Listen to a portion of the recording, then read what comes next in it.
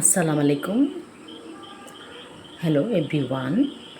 আমরা গ্রামে গিয়েছিলাম বেড়ানোর জন্য।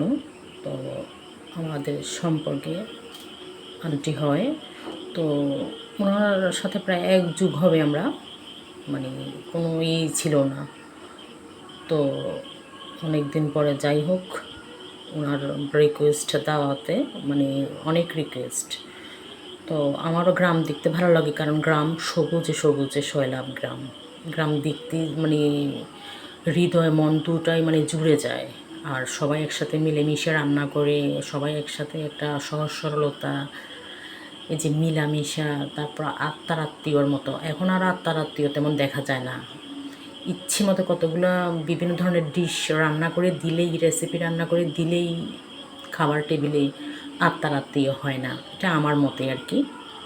তো যেখানে স্বার্থ নাই, শুধুই ভালো লাগা, ওই আত্মীয়গুলোই হল আমার দৃষ্টিতে আত্মার আত্মীয়। তো ওরকমই ছিল এই আন্টিটা আমাদের। তো ওনাদের আতিথেয়তার কোনো কার্পণ্য ছিল না। তবে যাওয়া আসা আমাদের একটু সমস্যা হয়েছে, কারণ নিজের কোনো মানে গাড়ি নিয়ে যাওয়া যায় না, রাস্তা অনেক সংকীর্ণ।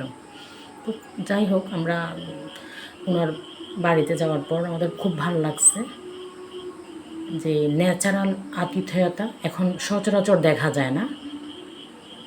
তো ওটা আমরা পেয়েছিলাম ওনাদের থেকে, ওনাদের আচরণ, ওনাদের আতিথেয়তা, ওনাদের সবার একসাথে মানে মেলামেশা, যে একটা মানে বোঝাপড়া, যে একটা আত্মার বন্ধন, ওটা আমাদেরকে মানে অনেক নাড়া দিয়েছে। আর অনেক ভালো লেগেছে অনেক দিন পর যে এরকম একটা আত্মীয়র বাসায় গেলাম আমরা। অন্যান্য আত্মীয়র বাসায় যাই, কিন্তু এরকম আত্মা থেকে যে ফিলটা আসে, ওটা আসে না কোথাও। এখন তো আর এরকম আত্মার আত্মীয় পাওয়া যায় না।